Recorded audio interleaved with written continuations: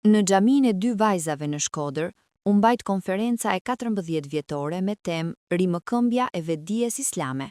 një aktivitet me karakter fetar dhe shkencor, që mblodhi imam, teolog dhe thirrës islam. Konferenca u fokusua në rëndësinë e muajit të Ramazanit, agjërimin dhe ndikimin e tij në forcimin e vetdijes fetare dhe morale të besimtarve. Agjendat të shumta sot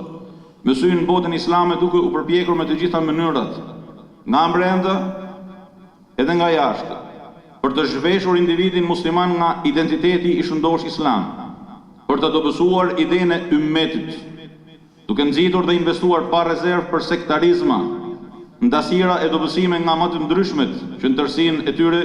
bien ndesh me vetë frymën e agjërimit dhe përkushtimin ndaj krijuesit të gjithësisë. Është koha që ta dëshmojmë besimin dhe identitetin tonë islam nëpërmjet përkushtimit maksimal përgjatë muajit të agjërimit, duke u angazhuar për të ndjerë fshehtësitë e tij, që jetës i falin dritë udhëzimi dhe njeriu e mbajnë përdore për të mos devijuar dhe rrëshqitur në llumin që shitet si zhvillim, politikat selektive në marrëdhënie me fenë dhe besimin, që shiten si përpjekje për integrim dhe ruajtje të ekuilibrave, dyftërsinë në marrëdhënie me muslimanët në këtë vend, që shitet si harmoni e barazvlefshmëri në një marrëdhënie të qalët e të padrejtë, por jo vetëm. Le ta dëshmojmë me veprat dhe kurrajon tonë të natyrshme prej agjëruesi plot dinjitet, mosbindjen ndaj çdo përpjekje të dështuar të kujdo që është veshur me pushtet të përkohshëm, por që ka humbur busullën e legjitimitetit dhe për pasojë nuk vlen më asnjë grosh në sytë tanë. Për atyre me të cilët na ka bashkuar kaderi që të bashkëtojmë jashtë vullnetit tonë në këtë jetë kalimtare, siç bashkëtojmë me një virus të prodhuar në skutat më të errta të imoralitetit dhe shturjes njerëzore derisa skapullohemi prej tij. Bota e besimit është e ndarë nga idhujtaritë moderne,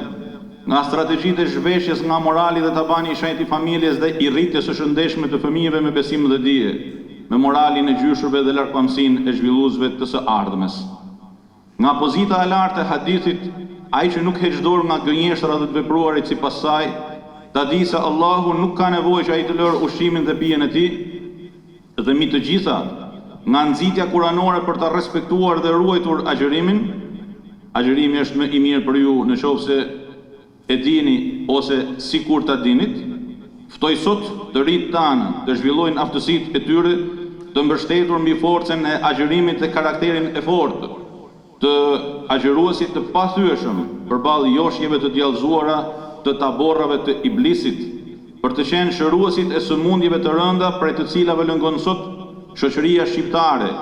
dhe ajo mbar njerëzore, si gënjeshtra,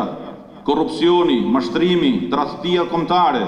grabitja flagrante e pronës së tjetrit, arroganca e veshur me pushtet që shkel të shenjtën dhe që godet në pabesi dhe në terr, ignoranca masive, analfabetizmi përtej lexim-këndimit formal,